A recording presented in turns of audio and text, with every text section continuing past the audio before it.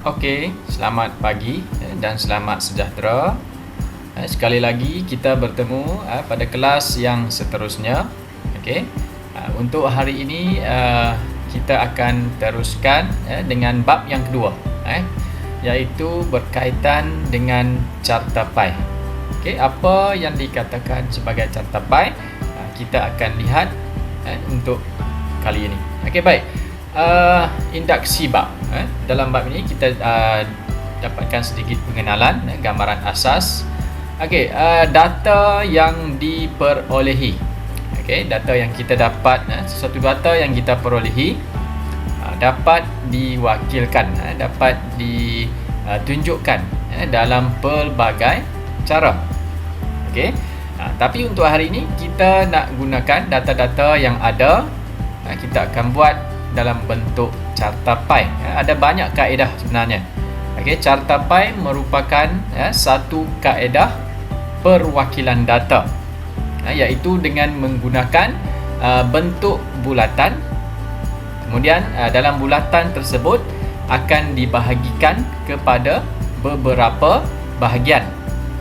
Beberapa bahagian tu kita akan panggilkan kepada beberapa sektor. Okey. Okey, baik. Adakah kamu semua telah belajar, telah tahu sebelum ini bagaimana untuk membina carta pai? Okey, bagaimana pula untuk kita mentafsirkan sesebuah carta pai tersebut. Okey, itu yang akan kita belajar dalam bab yang kedua. Okey, baik. Yang seterusnya,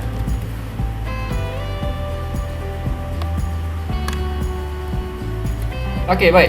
Apa yang akan kita belajar dalam bab yang kedua ini? Yang pertama, kita akan lihat ataupun cuba ataupun kamu dapat menerangkan ciri-ciri dan juga kegunaan carta pai itu sendiri. Apa ciri-ciri carta pai? Sebuah carta pai yang lengkap. Okey, itu yang akan kita lihat. Kemudian yang kedua, membina carta pai berdasarkan jadual. Okey, apabila kita dapat satu data yang dibentuk dalam jadual, yang ditulis dalam jadual, okey, berdasarkan kepada jadual itu, data-data yang terdapat dalam jadual itu, kita akan bina carta pai berpandukan kepada jadual tersebut. Okey. Kemudian yang ketiga, kita akan belajar bagaimana untuk mentafsir carta pai. Okey. Tiga perkara ini. Yang pertama, kita nak lihat tentang ciri-ciri dan juga kegunaan carta pai. Okey, kemudian kita akan bina carta pai berpandukan kepada jadual, jadual yang kita ada. Kemudian yang ketiga, kita akan tafsirkan, huraikan, jelaskan carta pai tersebut. Okey. Baik, sedikit info di tepi tu, cuba kamu lihat daripada buku teks kamu. Okey. Okey, carta pai ni sebenarnya telah dicipta begitu lama. Okey, 200 tahun yang lalu. Okey, oleh seorang ahli graf statistik. Okey, namanya William Playfair, pada sekitar tahun 1801. Sebenarnya dah lama digunakan. Okey, baik, yang seterusnya. Secara sepintas lalu, kita nak lihat secara gambaran awal apa yang kita nak lihat. Okey, yang pertama, ciri-ciri dan juga kegunaan carta pai. Okey. Baik. Yang kedua, membina carta pai berdasarkan kepada jadual.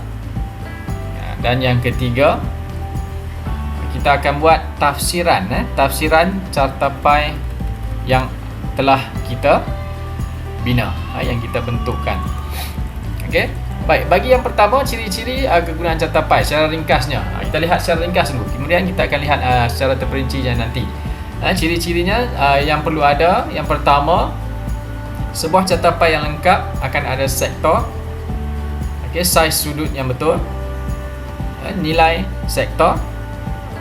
Okey, tajuk, petunjuk dan juga jumlah. Okey. Kemudian yang kedua, yang pertama, membina cartapai berdasarkan jadual. Pertama, apa yang perlu kita buat? Mengira peratus bagi setiap sektor, bagi setiap bahagian, bagi setiap data yang kita ada di jadual. Kita perlu buat perkiraan dahulu, dapatkan peratusnya dahulu. Okey, kemudian apabila kita dah lengkapkan dengan peratusnya, kita akan kira pula, kita akan dapatkan saiz sudut. Kita akan kira saiz sudut bagi setiap sektor untuk kita lukis dalam cartapai nanti. Okey, dan yang terakhir kita akan mula melukis cartapai. Okey. Baik, kemudian yang ketiga, mentafsir cartapai. Kita nak lihat apakah langkah-langkah untuk mentafsir sesebuah cartapai. Okey. Baik.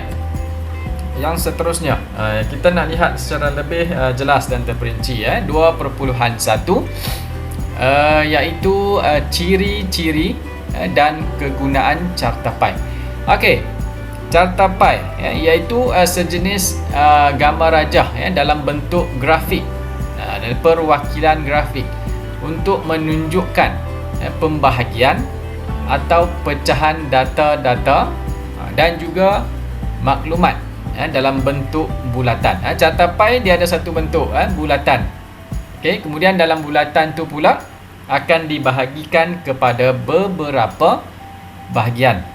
Okey, bahagian itu yang akan kita panggilkan sebagai sektor. Okey, bahagian itu kita panggil sebagai sektor. Okey, kemudian ciri-ciri bagi sesebuah cartapai. Yang pertama, setiap sektor mewakili kepada maklumat yang tertentu, maklumat yang ada di jadual yang kita ambil daripada jadual. Okey, setiap daripada sektor itu mewakili kepada satu-satu jenis maklumat. Okey, kemudian yang kedua yang berkaitan dengan saiz sudut. Okey, saiz sudut bagi setiap sektor, setiap bahagian perlulah berdasarkan kepada kuantiti maklumat. Okey, ini kamu akan nampak dengan lebih jelas apabila kita lihat kepada langkah-langkah pembinaan cartapai nanti. Okey, kemudian yang ketiga, nilai bagi setiap sektor dalam cartapai haruslah dinyatakan dalam bentuk ataupun ditulis dalam peratus sahaja. Okey. Baik, yang keempat, nilai bagi keseluruhan bulatan cartapai tersebut perlulah lengkap menjadi 360 darjah. Okey, 360 darjah itu pula mewakili sebanyak 100%. Bagi yang kita nyatakan tadi, setiap nilai sektor tu. Apabila kita dapat satu pusingan ataupun bulatan yang lengkap sebanyak 360 darjah, setiap sektornya pula akan mencapai sehingga 100%. Okey. Kemudian cartapai juga perlu mempunyai tajuk. Okey, tajuk ni penting. Okey, tajuk penting. Okey. Baik, kemudian cartapai juga perlu mempunyai petunjuk. Okey, petunjuk. Kemudian yang seterusnya, kita akan menyatakan jumlah keseluruhan kuantiti bagi maklumat yang kita ada tadi. Okey, itu adalah ciri-ciri bagi cartapai. Kemudian apa kegunaan cartapai ni sebenarnya? Okey. Yang pertama, mewakilkan data daripada informasi yang lebih mudah dan menarik. Okey, dia dapat menunjukkan, memaparkan data-data maklumat yang daripada jadual tadi dalam bentuk yang lebih mudah untuk dilihat, yang lebih mudah untuk kita faham dan yang nampak lebih menarik dalam bentuk cartapai. Okey. Kemudian yang kedua, menunjukkan perbandingan data, perbezaan data dan maklumat dengan lebih jelas. Okey. Kemudian yang ketiga, menggambarkan taburan data, kedudukan data dan maklumat. Okey, kemudian yang seterusnya, membuat pembacaan yang lebih tepat, lebih efektif, yang lebih berkesan. Okey, yang seterusnya, memudahkan rumusan untuk dibuat. Okey, dan yang seterusnya, sesuai untuk menunjukkan perwakilan data, sebagai contoh. Okey, carta pie ni kebiasaannya kita dapat gunakan dalam menunjukkan kepada beberapa jenis data. Antaranya yang pertama, sumbangan sektor ekonomi kepada pendapatan negara. Itu kita boleh buat dalam bentuk carta pie. Okey. Kemudian negara asal pelancong asing ke Malaysia.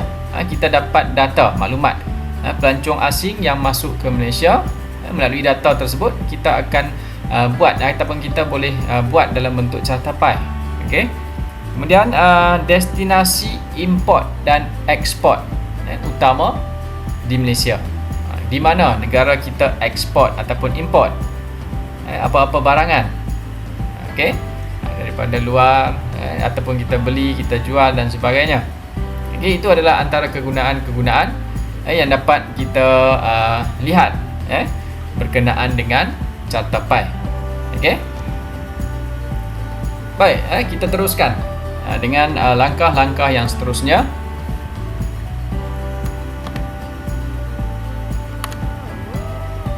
Okey, baik. 2.2 langkah-langkah bagaimana untuk kita membina sebuah carta pie yang lengkap. Okey, diberikan di sini panduan kepada kita semua, kepada kamu untuk membina bagaimana untuk membina carta pie yang lengkap. Okey, diberikan satu contoh di sini. Okey, ikut kepada langkah-langkah yang diberikan. Jika kamu ikut langkah-langkah yang diberikan, saya yakin kamu boleh buat dalam bentuk yang lebih baik, yang lebih mudah. Okey, kita lihat bersama-sama. Okey, jadual 2.1. Jadual 2.1 ini menunjukkan kedatangan pelancong mengikut negara asal ke negeri Pahang pada tahun 2016. Okey, itu tajuk dia, maklumat dia.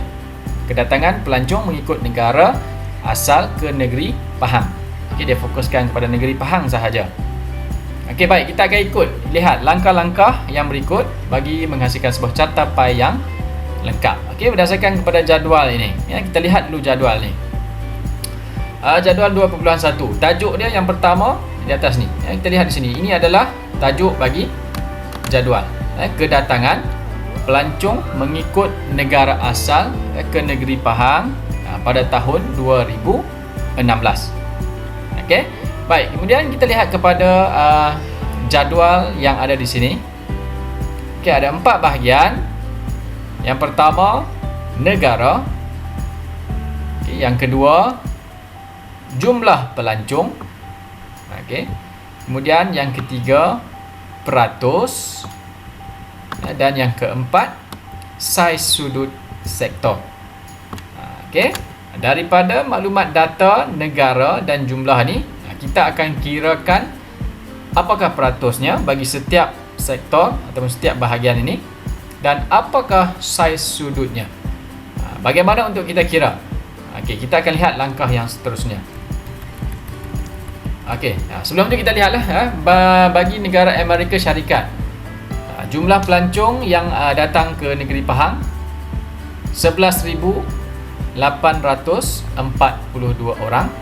Kemudian Australia 24,397 orang.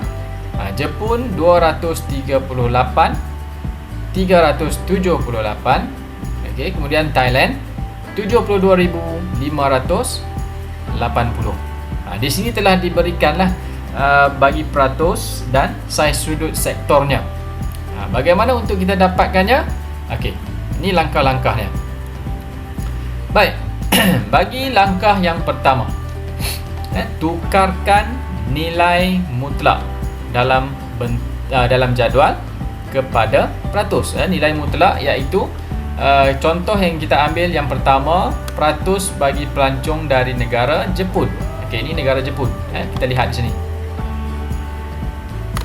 Okey, bagi negara Jepun, pelancong jumlah pelancong yang masuk ke negeri Pahang 238,378 orang. Okey, untuk kita dapatkan peratus, okey, kamu perlu buat 238,378.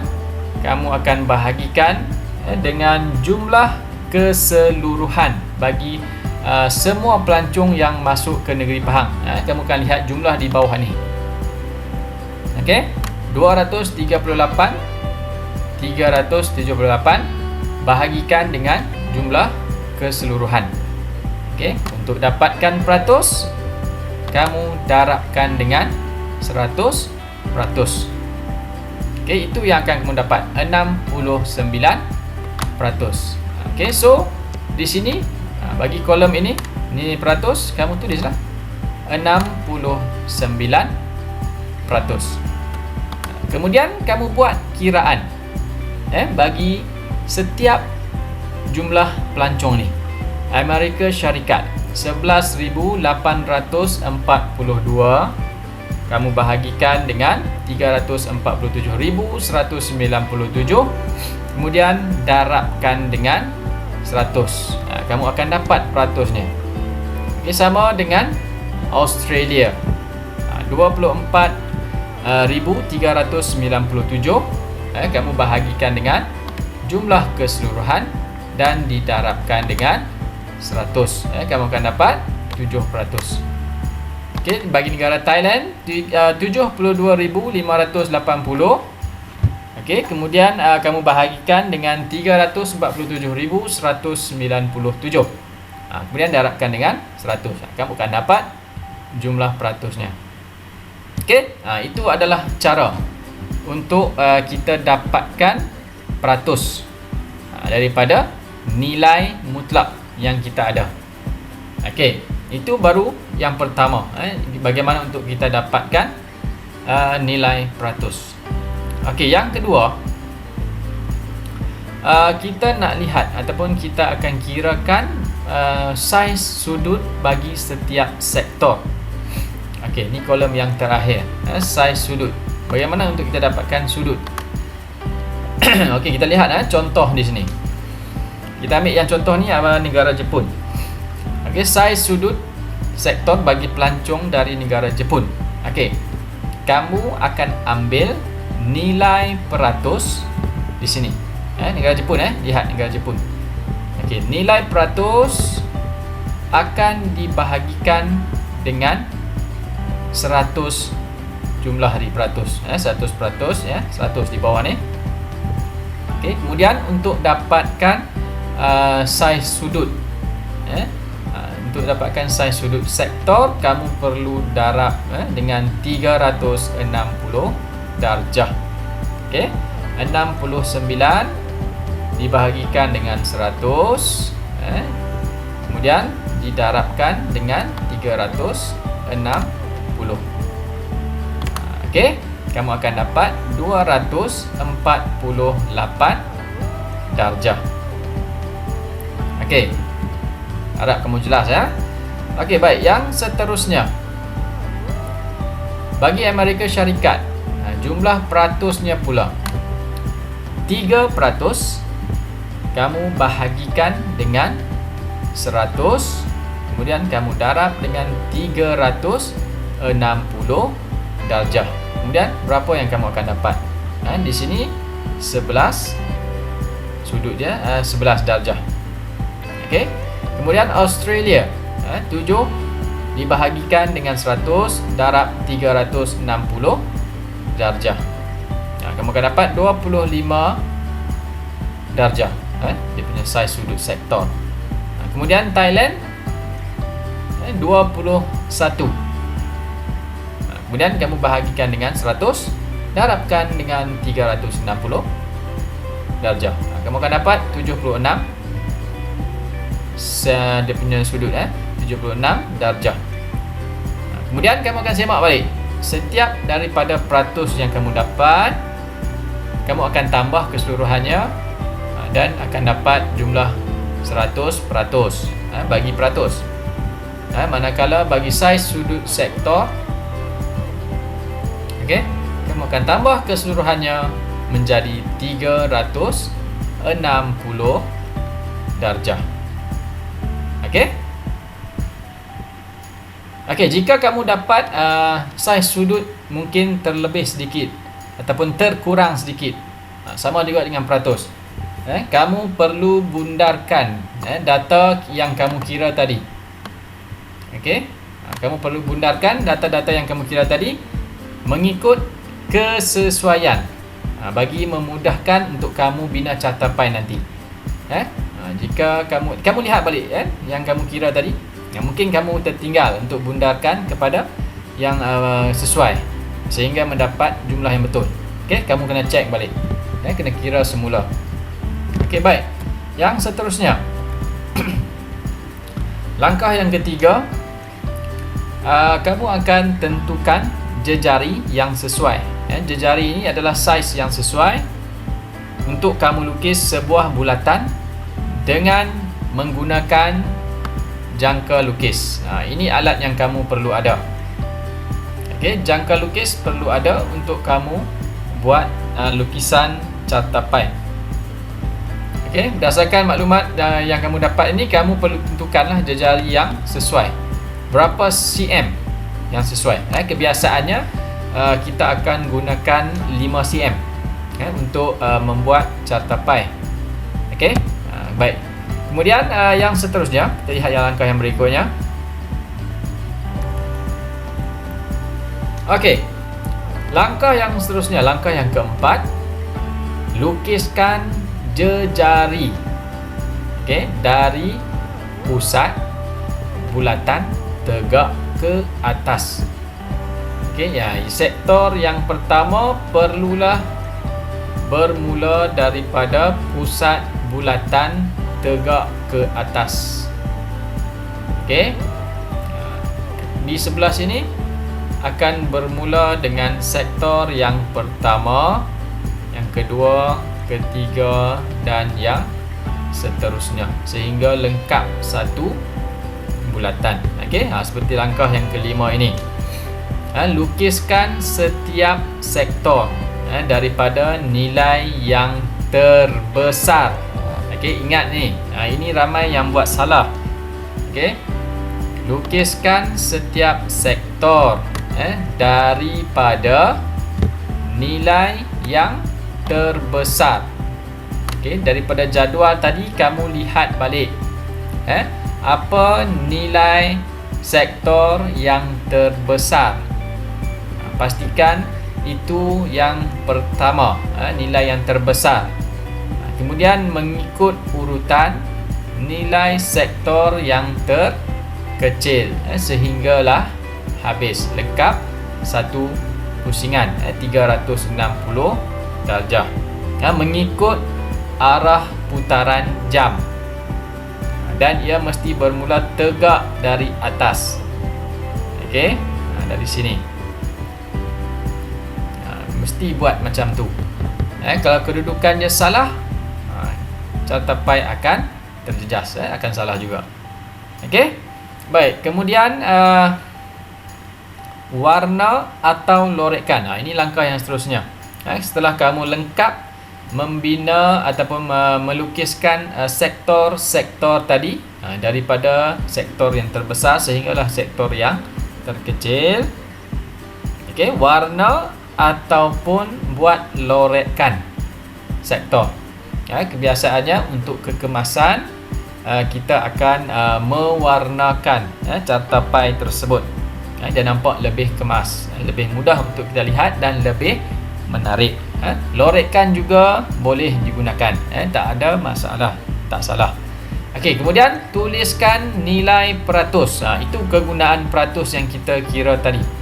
Okey, tuliskan nilai peratus pada setiap sektor. Kamu jangan tulis nilai sudut di dalam sektor ini. Okey, nilai sudut ini hanyalah untuk kamu melukis bagi setiap sektor. Okey, bagi nilai peratus kamu akan tulis di dalamnya. Okey, jangan tulis nilai sudut. Banyak yang tersalah. Dia tersalah faham. Okey. Yang seterusnya, langkah yang berikutnya, langkah yang ketujuh. Okey. Setelah kamu lengkap lukis carta pie bersama dengan peratusannya, okey, dah diwarnakan dengan lengkap. Okey, kamu perlu lengkapkan carta pie yang kamu buat tadi dengan tajuk. Yang pertama dengan tajuk. Okey, tajuk perlu berada di atas carta pie. Okey, kemudian perlu ada petunjuk. Okey, petunjuk di sebelah kanan. Okey, petunjuk ini sama jika kamu warnakan carta pie ini.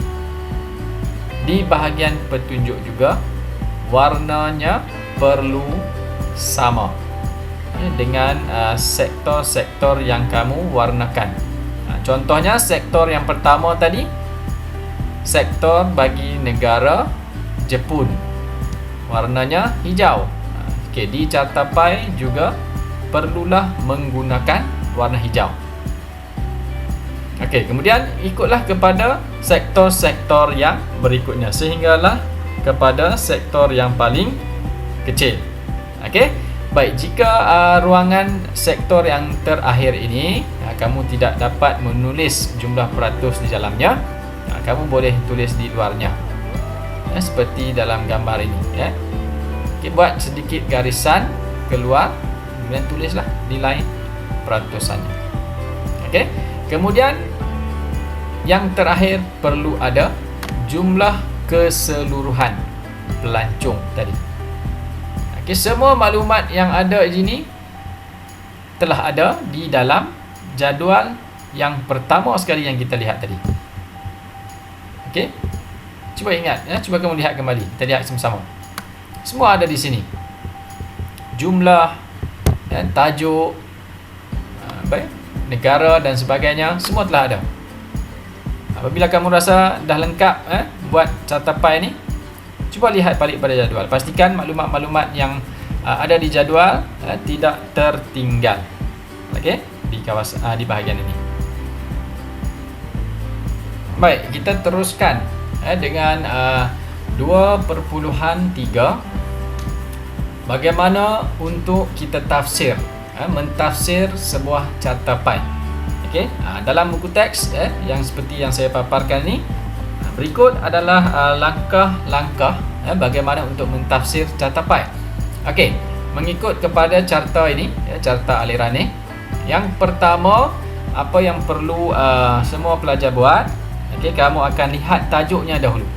Kamu akan kenal pasti apa tajuk bagi carta pie yang kamu rujuk tersebut, yang kamu dapat, yang kamu lihat tersebut.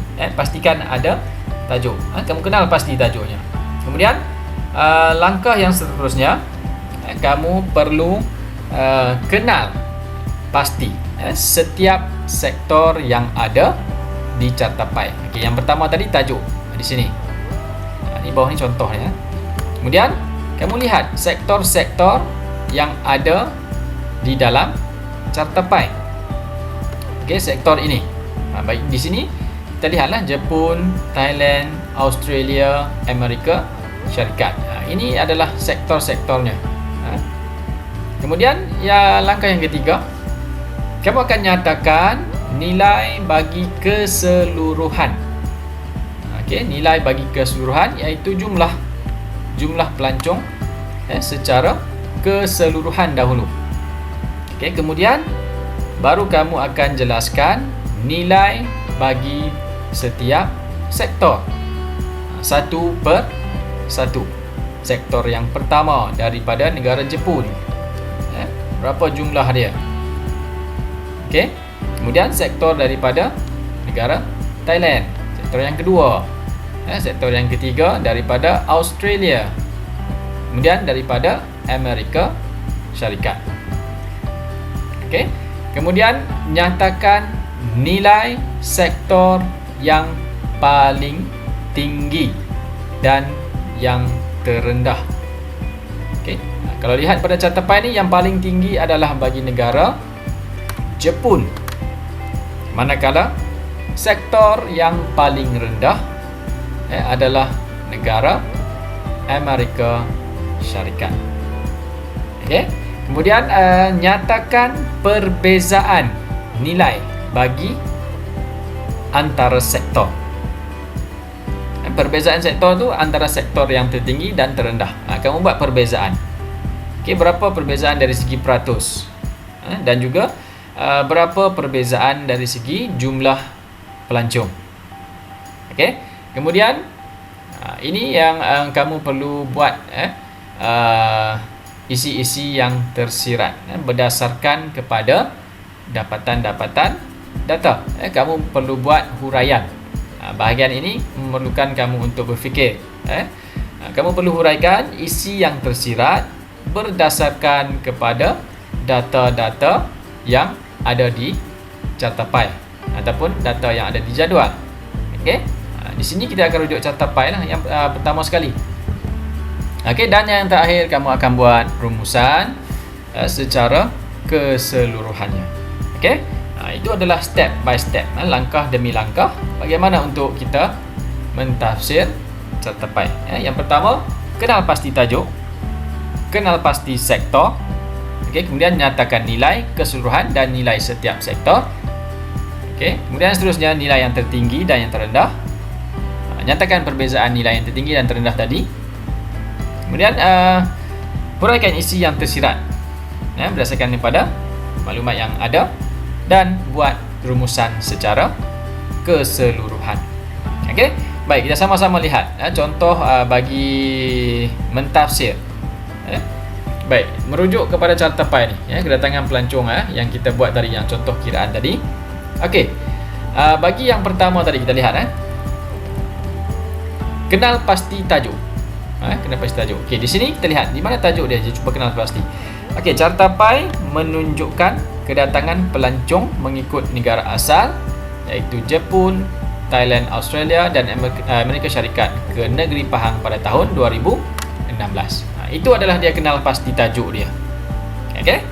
Kemudian dia kenal pasti sektor. Okey, dia akan kenal pasti sektor. Okey, jumlah keseluruhan bilangan pelancong ialah seramai 347,197 orang. Kemudian dia nak fokuskan kepada bilangan pelancong. Okey, bilangan pelancong dari negara Jepun adalah seramai berapa? Ikut kepada jadual tadi. Okey, jumlah pelancong bagi Jepun dan nyatakan peratusannya. Kemudian daripada negara Thailand dan peratusannya Australia dan Amerika Syarikat. Okey. Okey, baik. Kemudian dia akan lihat pula langkah yang seterusnya. Tadi adalah nilai keseluruhan, kemudian nilai setiap sektor. Okay. Yang seterusnya nilai yang tertinggi dan yang terendah. Okey, nilai yang tertinggi dan terendah. Jumlah peratus pelancong yang tertinggi adalah dari negara Jepun. Manakala jumlah peratus pelancong yang terendah adalah daripada Amerika Syarikat. Okey, itu langkah yang seterusnya. Kemudian yang berikutnya, nyatakan perbezaan nilai antara sektor. Okey, dia nyatakan perbezaan peratus dan bilangan pelancong antara negara Jepun dan Amerika Syarikat. Okey, Jepun dan Amerika Syarikat, iaitu sektor yang paling tinggi dan juga sektor yang paling rendah. Perbezaannya sebanyak 66%, iaitu seramai 226,536 orang. Okey, itu perbezaan nilai antara sektor. Kemudian isi-isi tersirat berdasarkan kepada data-data yang ada. Ini kita perlu fikirkan dengan logik. Okey, isi tersirat yang dinyatakan di sini. Kehadiran pelancong dari negara Jepun ramai ke negeri Pahang adalah kerana ingin menikmati iklim tropika yang sangat berbeza dengan iklim negara mereka. Dia jelaskan bagi pelancong dari negara Jepun, iaitu yang paling ramai. Okey, manakala faktor isi yang tersirat yang seterusnya, di samping itu faktor sosio-budaya yang juga menarik minat mereka untuk ke negeri Pahang. Kemudian aktiviti riadah, mereka juga berpeluang menjalankan kajian tentang flora dan fauna. Okey, itu 3 sebab yang diberikan.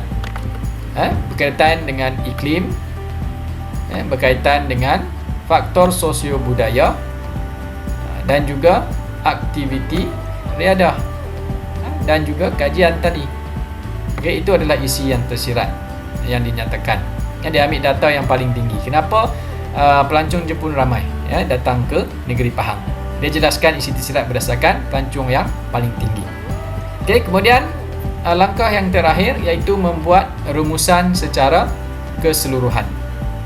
Okey, sebagai rumusan, bilangan pelancong dari negara Jepun yang datang ke negeri Pahang pada tahun 2016 adalah yang tertinggi.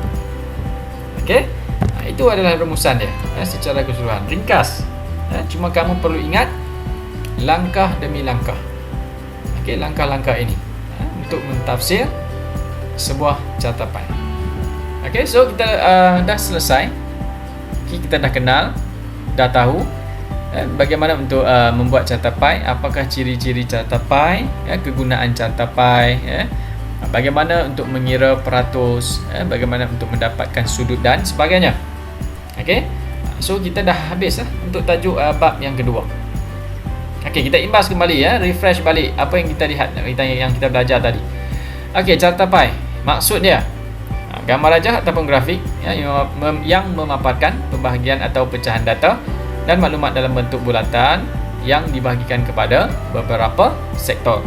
Kemudian ciri-cirinya, sektor mewakili maklumat, saiz sudut, setiap sektor berdasarkan kuantiti maklumat, nilai sektor dinyatakan dalam peratus, mempunyai tajuk, petunjuk dan juga menyatakan jumlah keseluruhan.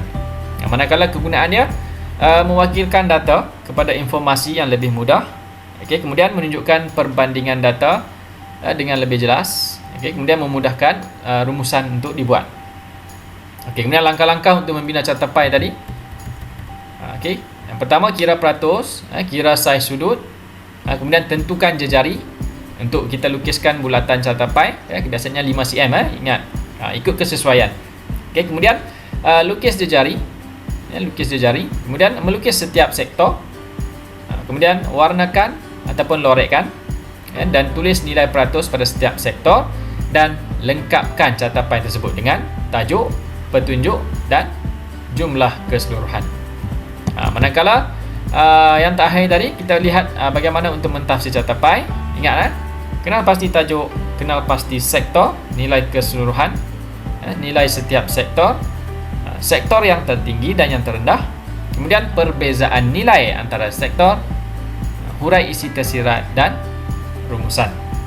Okey, so kita dah habis secara keseluruhannya bagi bab yang kedua.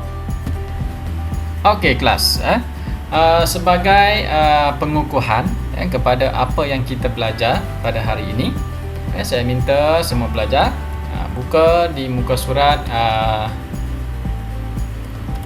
28. Okey, muka surat 28 sebagai pengukuhan kepada kamu, latihan kepada kamu. Okey, kamu buat dalam buku panjang yang saya minta kamu sediakan sebagai latihan tu, ataupun jika tak ada lagi, gunakan kertas A4 lah untuk mudah kamu lekat nanti. Okey, baik. Bagi latihan kepada kamu, soalan 1, isikan tempat kosong dengan jawapan yang betul. Okey. Bagi soalan 1, soalan 2, soalan 1 dan soalan 2, kamu hanya perlu menulis jawapannya sahaja dalam buku latihan ataupun dalam kertas. Okey. Contohnya kamu tulis soalan yang pertama, isi tempat kosong dengan jawapan yang betul. Okey, di buku kamu tulis A, apa jawapan dia? Kemudian B, apa jawapannya? C dan juga D. Kamu tak perlulah lukis-lukis ni. Okey, kerana kamu boleh rujuk pada buku teks. Okey. Kemudian soalan yang kedua, susun langkah-langkah membina carta pai mengikut turutan yang betul dengan menulis 1 hingga 7 pada ruang yang disediakan. Okey. Daripada A, B, C, D, E, F dan G, cuba kamu lihat kembali kepada nota-nota yang kita belajar tadi. Okey. Apa langkah-langkah untuk membina carta pai? Kamu susunkan. Yang pertama kamu tulis 1, langkah yang kedua tulis 2, langkah yang ketiga tulis 3, 4, 5 sehinggalah yang ke-7. Okey? Itu mudah saja. Tulis jawapan saja untuk soalan 1 dan soalan 2. Okey, baik. Kemudian bagi soalan 3. Soalan 3 ni kamu perlu buat dengan lengkap. Okey, kamu salin soalan salin jadual 1 menunjukkan insiden keselamatan cyber pada tahun 2016. Okey, kamu salin jadual dia. Salin jadual dia. Kemudian kamu tambahkan lagi 2 kolom. Untuk apa? 2 kolom itu adalah untuk kamu tulis peratus. Peratus dan juga sudut. Untuk kamu tulis peratus dan juga sudut. Seperti yang kita belajar tadi. Kamu perlu tambah 2 lagi kolom. Okey, kalau boleh kolom tu kamu besarkan sedikit. Kerana saya minta untuk kamu tuliskan jalan kira. Bagaimana untuk kamu mengira tadi bagaimana yang untuk kamu kira formula-formula tadi di sebelah jawapan yang kamu buat. Okey. Baik, kemudian soalan yang seterusnya. Okay, berdasarkan jadual tersebut, kamu akan buat ataupun bina sebuah carta pai yang lengkap. Kemudian kamu akan tafsirkan carta pai tersebut. Soalan 3 ni dia agak panjang sedikit. Kamu perlu buat jadual, kira sudut, kira peratus. Kemudian kamu akan bina sebuah carta pai yang lengkap. Yang lengkap, pastikan lengkap. Lengkap dengan apa? Cuba cek kembali. Okey, kemudian kamu buat tafsiran carta pai tersebut. Seperti yang kita belajar tadi. Jika kamu tak ingat, kamu boleh ulang balik lihat video ini. Okey, saya dah muat naikkan dalam Google Classroom. Okey, baik. Jika ada sebarang soalan, kamu boleh muat naik di Google Classroom. Okey, kita akan berbincang di situ. Okey, terima kasih kelas. Yeah.